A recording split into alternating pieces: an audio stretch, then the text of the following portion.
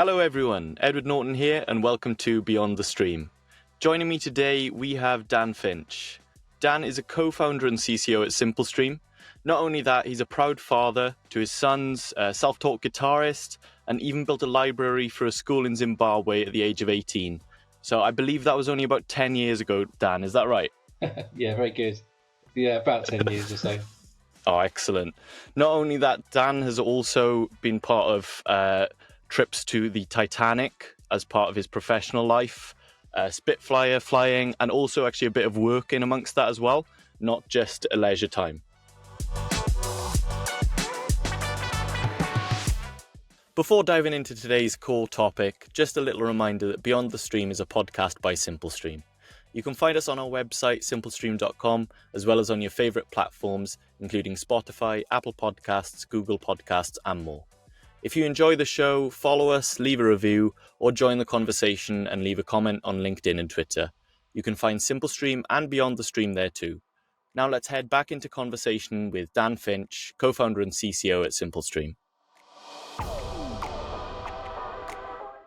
So Dan, what would you say has been the highlight of your career so far? What we've achieved here at Simplestream is something that I'm really proud of, and I guess it's just testament to the team that have been involved in the business since we started it, and I think it's really grown. So I think it's nice to be part of something that has grown from something that was quite small. Think of the acorn analogy, turning into an oak, a little bit like that. And I think that we're in a very exciting time for the business that is reflected in how dynamic the industry is at the moment, with all things video and sort of TV related. And not only growing into an oak tree with its own podcast, which is why we're here today, which is great.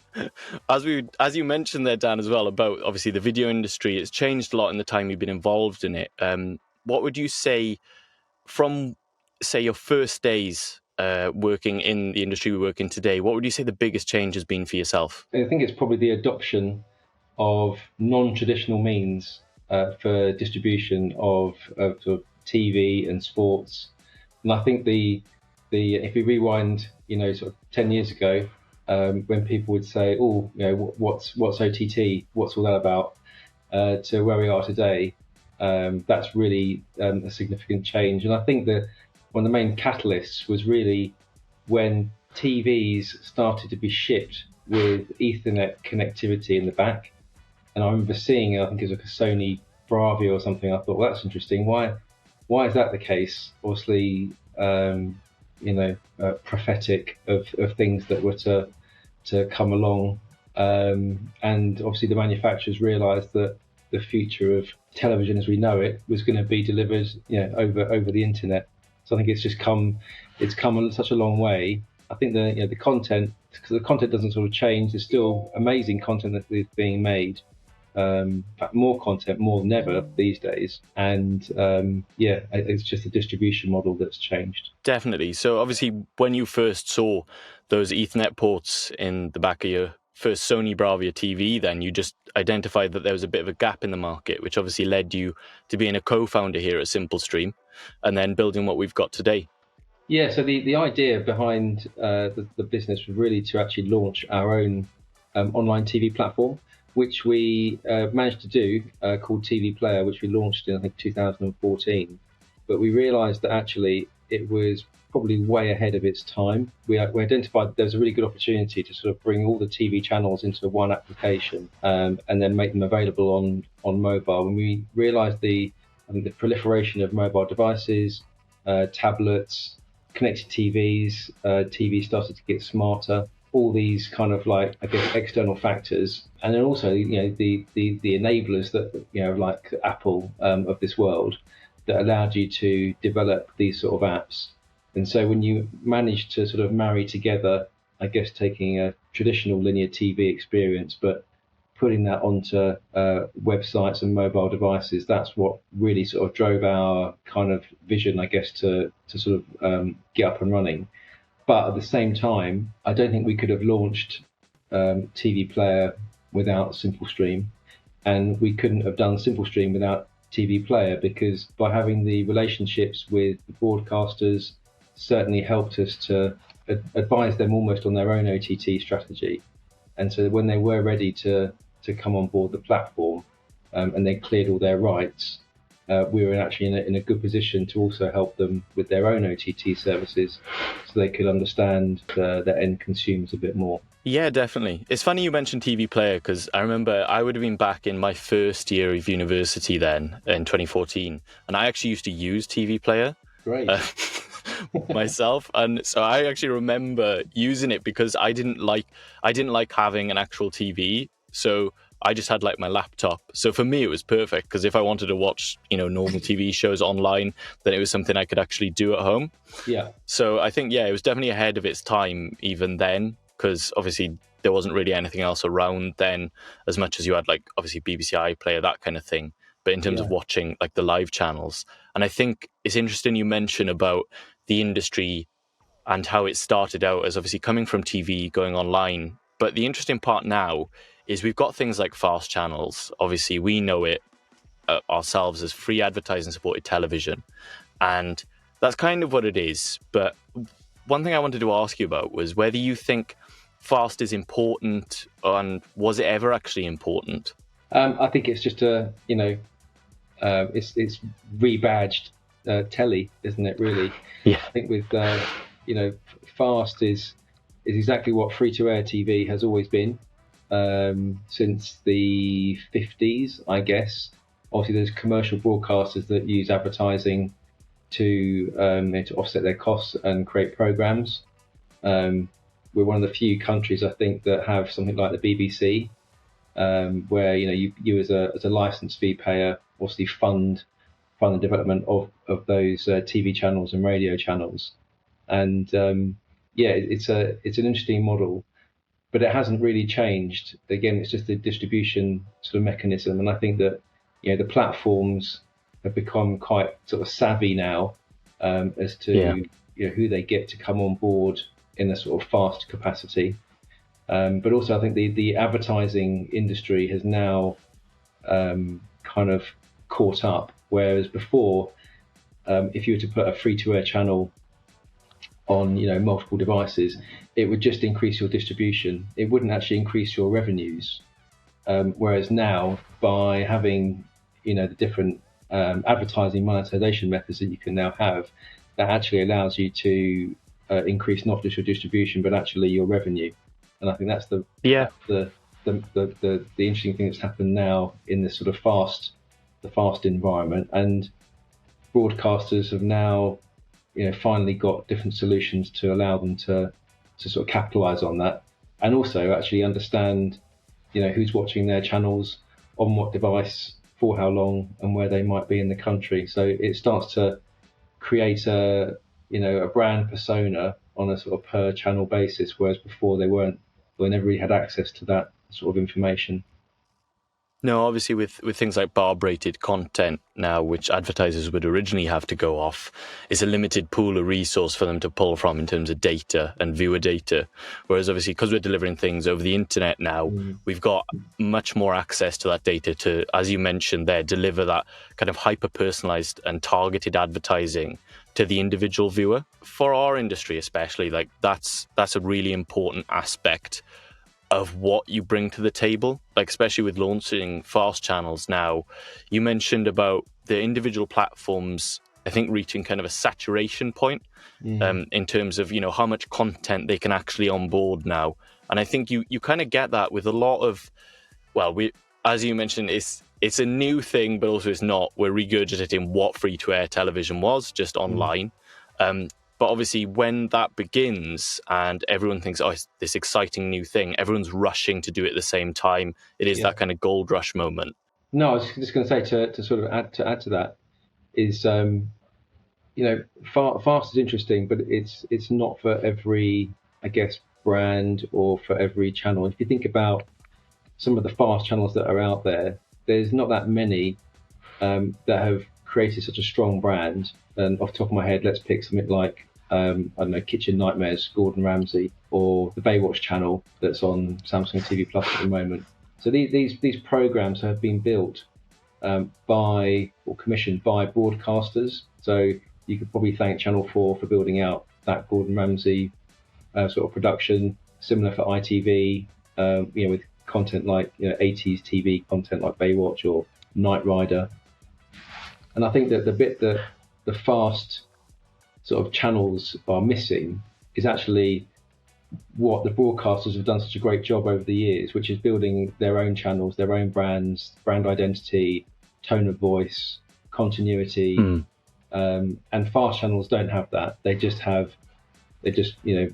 put out their box sets of content in a linear fashion, but there's no sort of continuity. There's no credit squeezes. There's no voiceovers. There's no promos. There's no sort of tone of voice to the fast channel, and I think that that's the bit that is missing today, and that's something that we're certainly capable of doing and working with channels on that in that regard.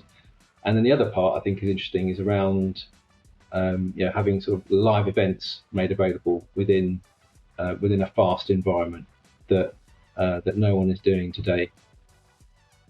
It's almost like the fast channels that are on offer now are like white label products. There's no sort of brand or personality to each individual channel to differentiate it from the next. It is based solely on the content they're actually putting onto the channel itself, and they're kind of leveraging that for their own success without actually bringing anything to the table themselves. So I definitely think that's something that someone who's looking to launch a fast channel, as you mentioned, could really bring to the table, and something that Simplestream could enable as well. Yeah, 100%. I think they need to. I think everyone has kind of like dipped their toe in the water a little bit, just to sort of see, let's suck it and see. Let's see what happens. Let's just put our content out there. And if you think about the amount of effort it would be to actually create, a channel. I mean, I've worked on 5 or 6, 7 different channel launches over my career. And the amount of effort that goes into each one of those and cost is considerable. Now, the cost of entry, the barriers to entry have come down significantly over the years.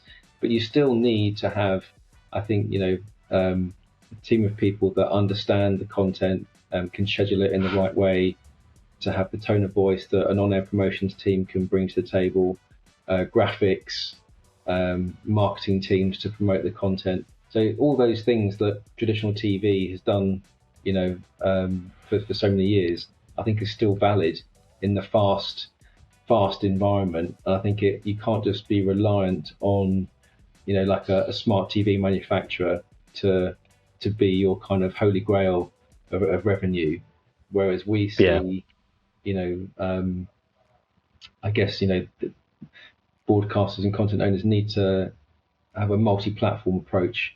And it could be, what's their Instagram strategy, what's their TikTok strategy, what's their Facebook strategy? Is it seeding short form content on those platforms, and then driving people to the big screens to watch, the long form and the linear channels? All these things, I think, need to be taken into consideration when launching a fast channel. Yeah, definitely. So what you're saying is obviously like the marketing has to support what your product is. Similar to other businesses as well, you can't just rely solely on, okay, our content's great, you should really just watch this. Yeah. And obviously you mentioned as part of your answer there, you were talking about these individual brands, things like Kitchen Nightmares, that's relying on like a single personality really to prop up an entire brand, which is Gordon Ramsay. And obviously we all kind of know Gordon Ramsay. So in the same aspect, in the same similar vein, you mentioned about short form content on TikTok, YouTube. Could influencers maybe do something with like akin to a fast channel, do you think, and go direct to their fans? I think some of them could, or maybe they need to. Maybe the production or content owners might want to lean on some of those influencers and maybe give them some of the content. Maybe they could do, cool sort of like mashups of, narratives around, with Gordon Ramsay. Those features and functionality are available on platforms like Instagram. So I think people can be quite creative with the content if the content owner is willing to give the content away. And I think that when you want to appeal to a younger audience that are choosing to maybe not tuning into normal live TV, but they are I guess, the sort of Snapchat generations or Instagram generations now, where, the sort of the scrolling of, of accessing content. It's a little bit like kryptonite, but I think if you're smart with your strategy, you can actually do well out of that. And I think it shouldn't be ignored, because if you look at how marketing spend is on TV, I'd say is probably reducing.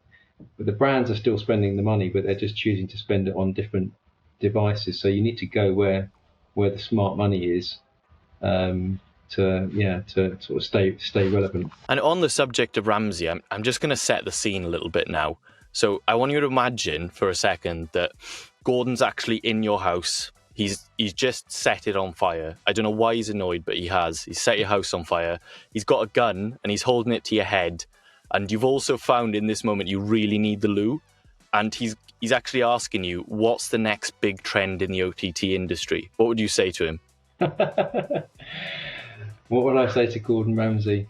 I'd say, so I think we will see less fast channels, more traditional broadcasters embracing new platforms with short form and long form content. I think you'll see a rise of probably sponsors around channels, like more sort of channel sponsorships, I think, to allow, sort of like brand association for actual channels. So advertiser funded channels, I think, is something that hasn't really still got off the ground yet.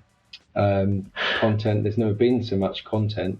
And I guess the other part is actually around how do we access that content, and is scheduling going to be done by a human, or is it going to be done by AI, which I actually think is a little bit scary, but actually when used properly can be, a bit like ChatGPT, can be a force for good rather than a force for evil.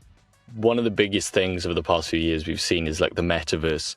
Can you imagine a future where we're meeting up at a virtual event and you're there chatting with your mates in the metaverse, maybe even sat down and watching it? Yeah, I actually think it's already there, because I was at a trade show, it must have been 3 or 4 or 5 years ago now. There was a demo where they had a live football match, and you could basically put your headset on and sit next to the manager, and you are literally like, you're watching the game. And that was like 4 or 5 years ago. So I would imagine that someone like what was Facebook, Meta, will have that in their pipeline, I think.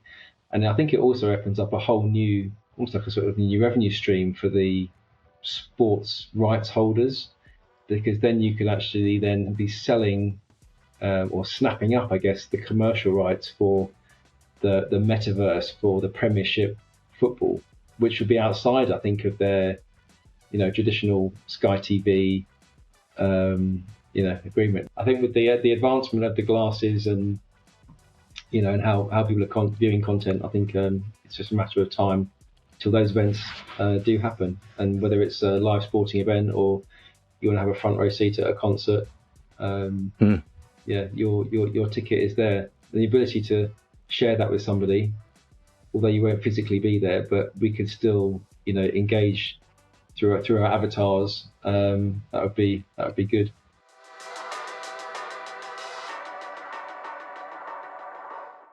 Why do you think some industries that aren't already involved in video streaming, like publishers or healthcare, why do you think they might actually need to get involved in video and streaming? I think that I wouldn't say people have become lazy, but it's a lot easier to watch video than it is to read content. And I think that the publishers of the world, the retailers of this world, they are all looking for more ways to engage with their consumer base. So whether it's in fashion, for example, where we live in the world of fast fashion, where there's like 6 to 8 different, I guess, seasons a year now, and each one of those retailers want to have either people endorsing their brands, they want to showcase their brand in a slightly different way. And I think that we've gone way beyond the 30-second commercial that might cost £250,000 to produce, stick it on terrestrial TV in terms of advertising. Whereas now I think they can be much more smarter about how they go about that. And I think when it comes down to sort of shoppable video e-commerce, for example, is something that we're certainly sort of getting involved with. So although we are Simplestream and work with lots of broadcasters and content owners and sports companies, we're also looking to work with publishers, retail customers as well, because they are all embracing video, because that's where people are. Or the consumers are. They're watching content on their mobiles. They're watching it on their big screens. They're watching it on their tablets. They're watching it in their cars. All the cars that now come out, they've got absolutely enormous screens. So I think it's just it's again, if you think about 10 years ago, you couldn't have launched a video streaming or platform because the devices weren't there. The capability wasn't there either. The ideas were there, but actually to deliver it, the broadband capacity wasn't there, the rights wasn't there. Whereas nowadays it's all there, and I think they're all going to have to. They are all embracing these different ways to get people to engage with with their brand. I don't know about cars. If I had a screen in my car, I would have crashed by now. But that's just me though.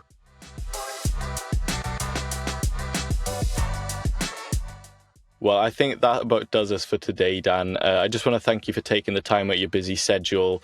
Obviously, visiting the Titanic, going on rides with the Breitling Jet team, which you mentioned. So I didn't actually go down to the Titanic, but I did come up with the idea, and I did organise the trip. But unfortunately, I didn't go down. But I did get to fly with the Breitling Jet team, and that was actually quite amazing. Until I landed, and then just felt ill, needed a cup of tea with about 8 sugars in, I think, to oh gosh, you probably needed the loo again. Possibly. Great. Well, thank you again, Dan. It's been great chatting with you today about everything, from the metaverse to fast, and to obviously helping out our listeners to find out why they should be involved in video and how they could take streaming to the next level with Simplestream. This has been Beyond the Stream. I'm Edward Norton, and I'll see you next time.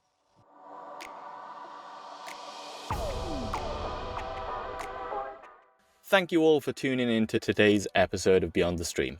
Before we wrap up, I'd like to thank Dan Finch again for joining us to share his expertise and perspective on the future of the OTT industry. If you enjoyed today's episode and want to stay up to date with the latest insights in online video, then why not sign up for our newsletter Unboxed? You can find the link to subscribe in the description of the episode or on the Simplestream LinkedIn profile. If you're a content owner that's looking for new ways to connect with customers through video, check out the suite of next-generation TV solutions and OTT services we provide for some of the biggest players in the broadcast, sports, and media industry by visiting our website, simplestream.com. And finally, please don't forget to give us a rating and review in your podcast directory of choice. It means a lot for a growing podcast like ours. Make sure you subscribe to be alerted when the next episode of Beyond the Stream will drop. Until next time.